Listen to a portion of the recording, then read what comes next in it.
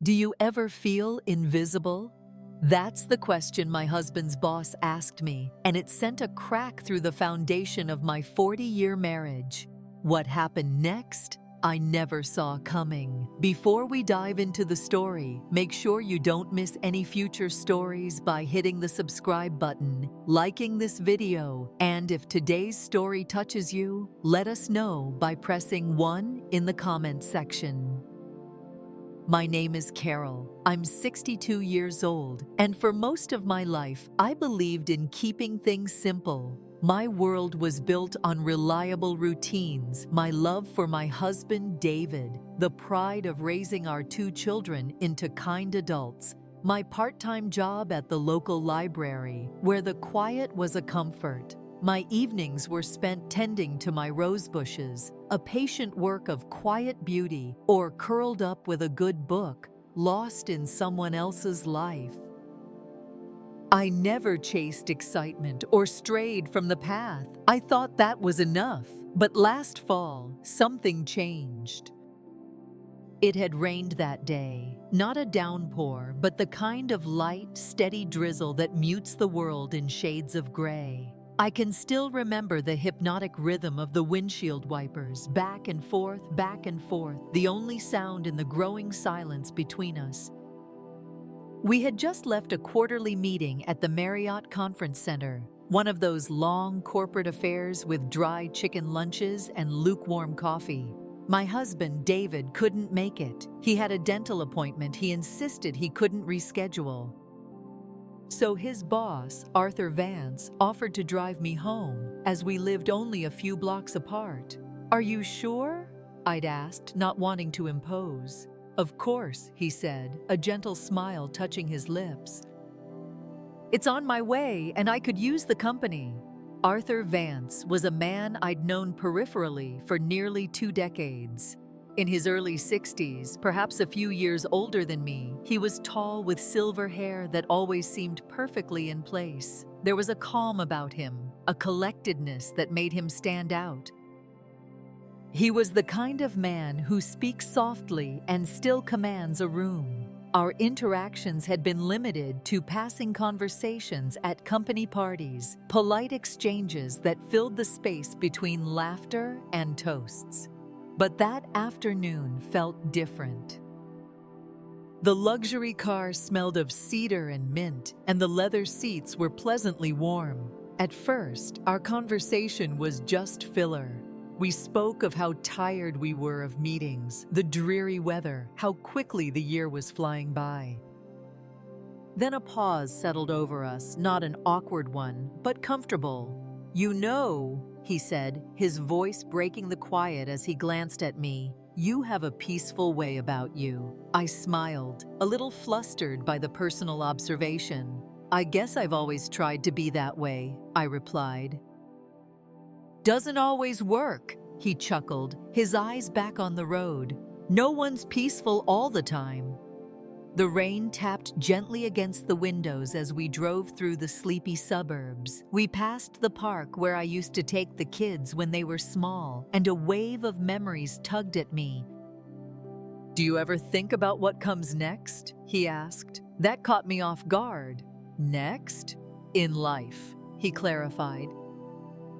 "After the kids grow up, after the job's not enough anymore, after the house feels too quiet."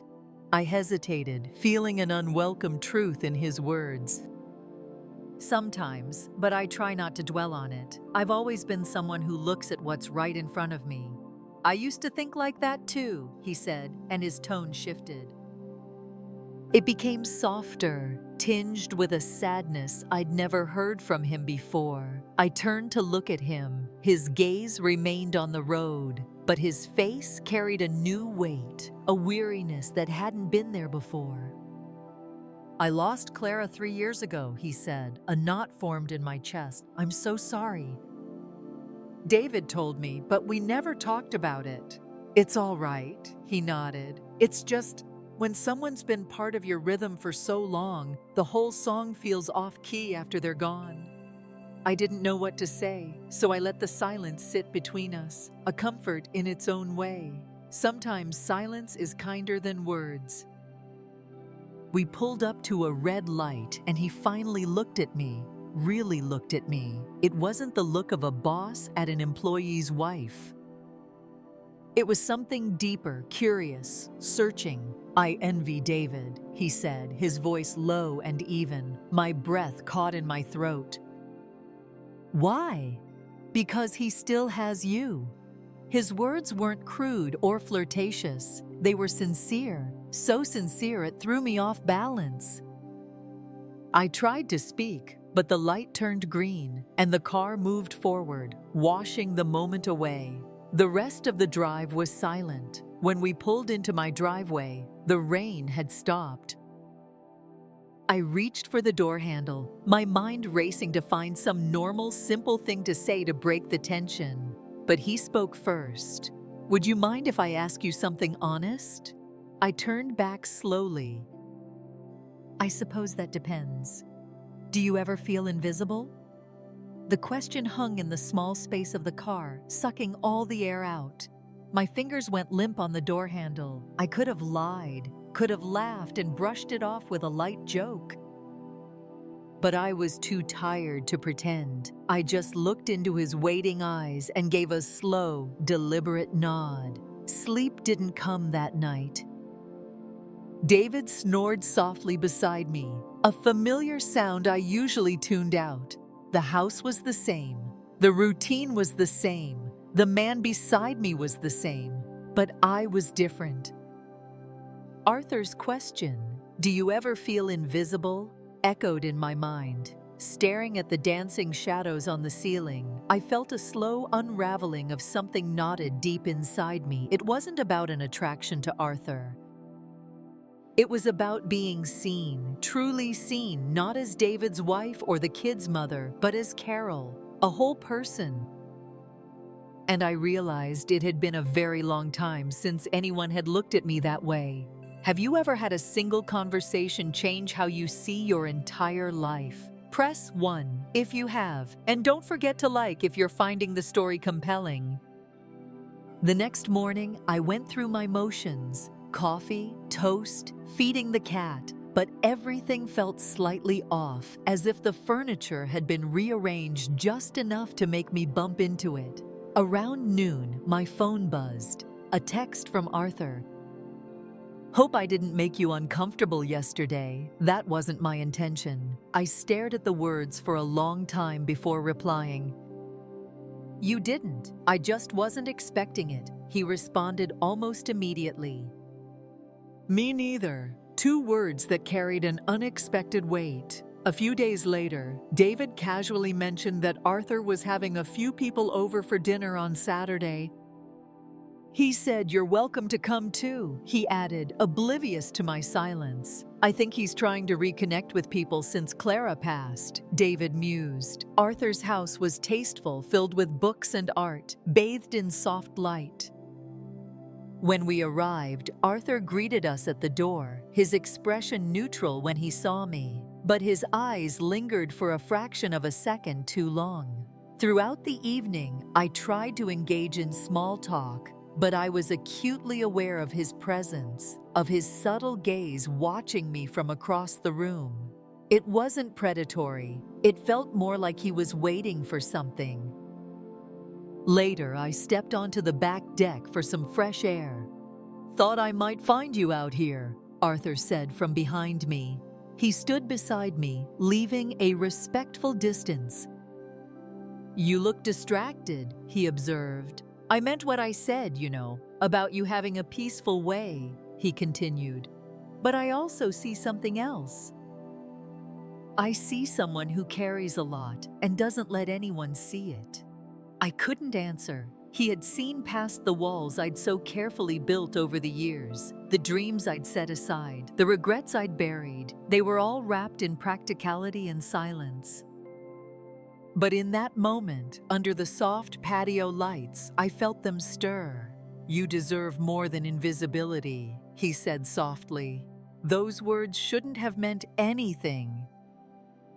I had a good life, a stable marriage.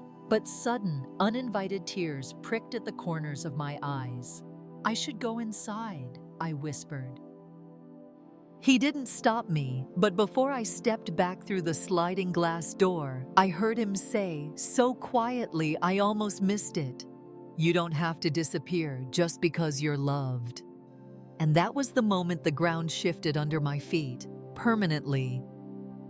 That sentence followed me all week. It whispered to me while I folded laundry, while I watered the garden, while I lay awake at night. In the middle of the week, I ran into Arthur at the grocery store. "Try the red ones, less tart," he said, his familiar voice startling me. A charged silence hung between us in the produce aisle.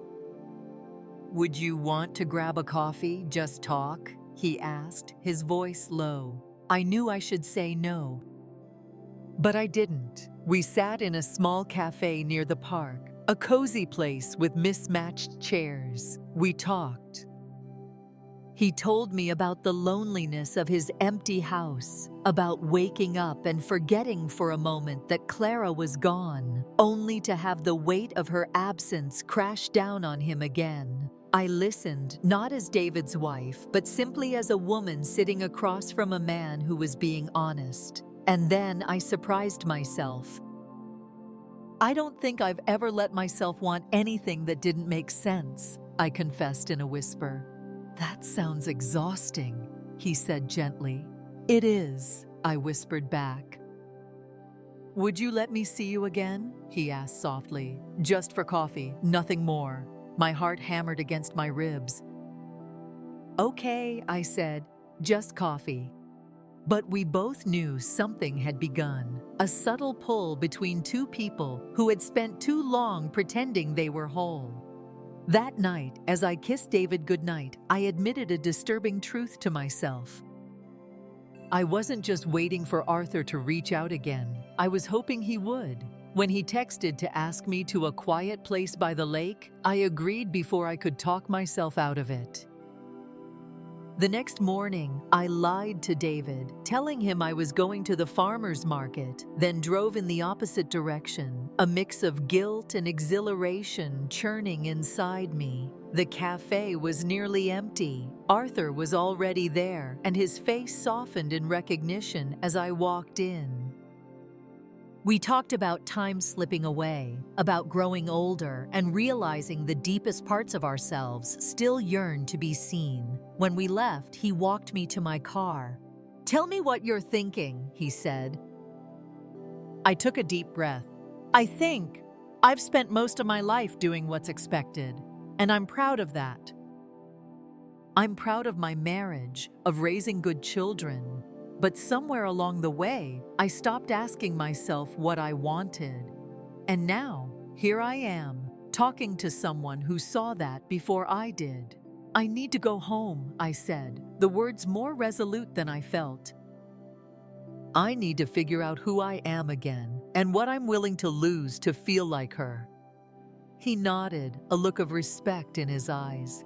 As I pulled away, I saw him in the rearview mirror, standing there, hands in his pockets, watching me go, not chasing, not calling out, just letting me go. That evening, I sat with David on the back porch as the sun set. "David," I said gently, cutting into his story about work, "do you think I've changed?" He looked at me, really looked, and furrowed his brow. "Changed how?" "Since the kids moved out, since we got older, since life got quieter." He took a long breath, his expression thoughtful. "Maybe. But so have I. We all do, don't we?" I nodded, then reached for his hand. "Would you notice," I asked, my voice barely a whisper, "if I disappeared a little?"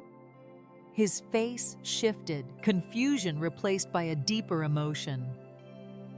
He squeezed my hand, a firmness I hadn't felt in years. I'd notice. For the first time in a long time, I felt an unspoken connection pass between us. That night, I didn't dream of Arthur or coffee shops. I thought about the woman I used to be and the one I still had time to become. This story isn't really about an affair. It's about a more subtle danger. the slow fade into invisibility within one's own life. It reminds us that you can be loved and still be lonely, and that the validation we crave most must sometimes come from within. The lesson here is to never let yourself become a footnote in your own life story. Sometimes, the most important conversations are the ones we need to have with ourselves. What would you have done in her situation? Thank you for listening. If you were moved by the story, please press 1 below, like the video, and subscribe to the channel so you don't miss the next stories. See you next time.